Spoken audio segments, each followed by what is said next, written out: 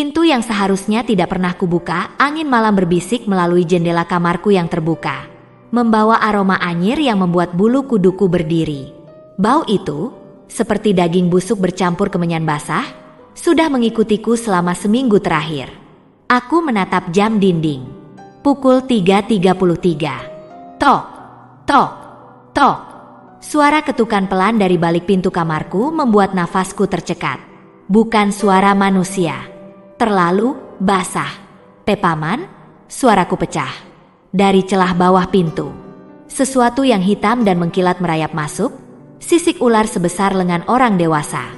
Dan aku tahu dia datang untuk menjemputku. Warisan terkutuk 2 bulan sebelumnya. Paman Jono, kerabat satu-satunya yang masih mau menolongku setelah orang tuaku meninggal, tiba-tiba menghubungiku dengan suara parau. Rian, kamu harus ke rumah paman sekarang. Ada sesuatu yang perlu kau lihat. Rumah megahnya di Bogor yang dulu selalu ramai, kini terlihat seperti kuburan.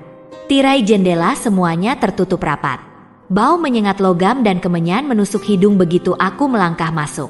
Lihat ini. Paman Jono membawaku ke ruang bawah tanah yang selama ini selalu dikunci. Sebuah altar bercak darah berdiri di tengah ruangan. Di atasnya, tengkorak manusia miniatur puluhan kulit ular yang masih segar dan yang paling mengerikan. Sebuah guci berisi janin yang diawetkan. Paman, apa yang kau lakukan? Matanya merah ketika menjawab. Aku melakukan pesugihan ular putih. Tapi sekarang dia ingin bayaran lebih. Misteri kamar kosong malam pertama aku menginap di rumah itu. Aku terbangun karena suara gesekan sisik di lantai. Aku menyentuh lampu, tangan basah oleh sesuatu yang lengket. Darah. Dari balik pintu lemari, suara anak kecil tertawa bergema. Padahal tidak ada anak di rumah ini. Ketika kubuka lemari itu, sepasang mata kuning berpendar menatapku dari kegelapan. Aku terjatuh sambil menjerit. Paman Jono datang dengan parang. Jangan buka apapun lagi, bentaknya, tapi matanya tidak menatapku, melainkan sesuatu di belakang punggungku. Pengakuan di tengah malam pukul 3 tepat. Paman Jono membangunkanku. Wajahnya sudah seperti mayat. Kelopak mata menghitam, bibir pecah-pecah. Dengar, Rian, aku sudah mati 3 hari yang lalu. Aku tertawa gugup. Jangan bercanda, Paman. Dengan gerakan cepat, dia mencakar lengannya sendiri, tapi tidak ada darah yang keluar. Ratu siluman ular sudah mengambil nyawaku. Tapi arwahku terikat di sini sebagai budaknya. Sekarang dia menginginkanmu sebagai pengganti.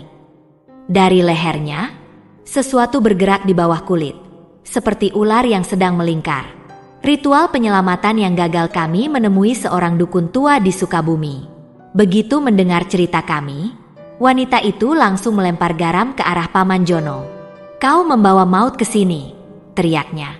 Arwahmu sudah setengah jadi ular.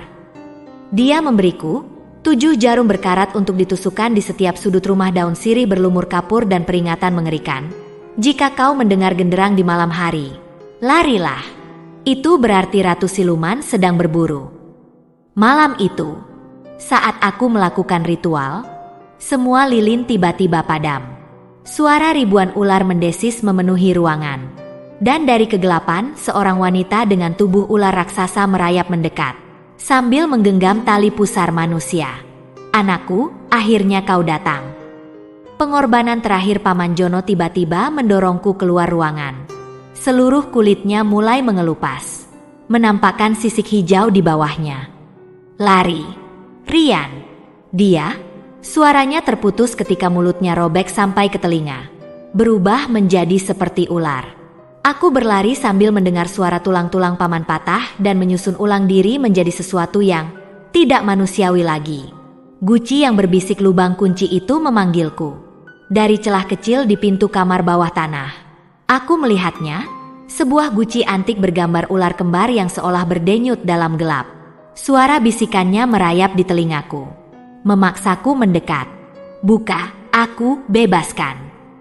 Aku tidak tahu bahwa malam itu, dengan memutar tutup guci itu, aku telah melepaskan sesuatu yang seharusnya tetap terkurung selamanya. Warisan berdarah di rumah misterius Paman Harjo. Satu-satunya kerabat yang masih mau menampungku setelah orang tuaku tewas dalam kecelakaan aneh. Ternyata menyimpan rawa hitam di balik kesuksesannya. Rumah megahnya di kawasan Depok itu berbau anyir, campuran darah kering dan kemenyan basah. Di dinding kamar tamu, 7 cermin kuno dipasang membentuk lingkaran, masing-masing retak tepat di tengah seperti sengaja dipukul. Jangan pernah masuk ruang bawah tanah, pesannya dengan suara parau saat pertama kali aku datang. Tapi matanya, pupilnya vertikal seperti kucing, berkata lain, seolah menantangku untuk melanggar. Malam pertama yang menghantui pukul 3 tepat.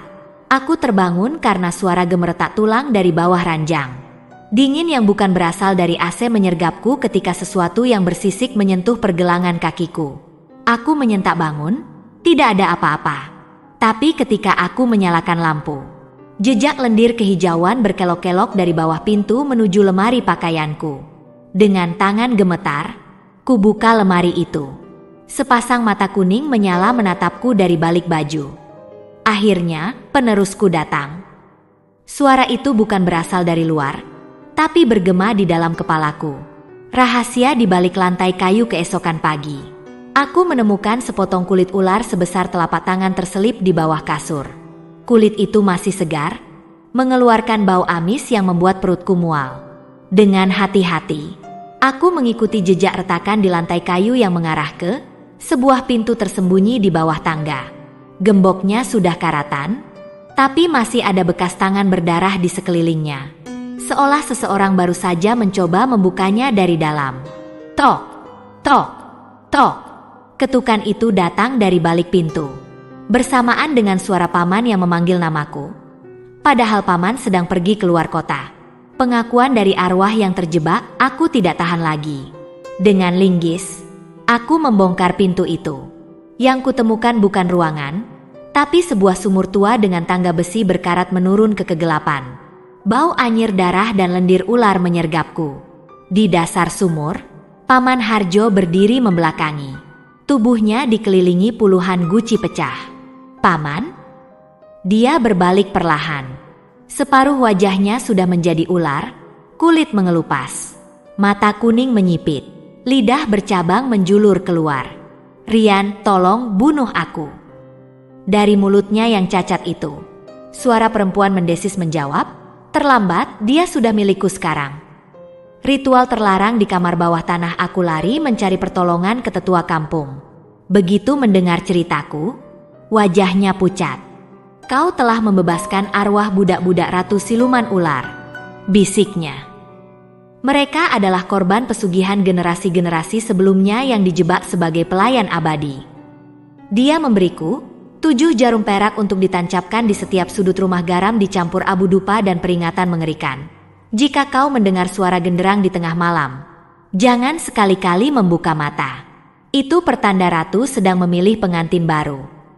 Malam itu, ketika aku kembali, seluruh rumah sudah berubah. Dinding-dinding bernafaskan seperti organ hidup, mengeluarkan lendir kehijauan.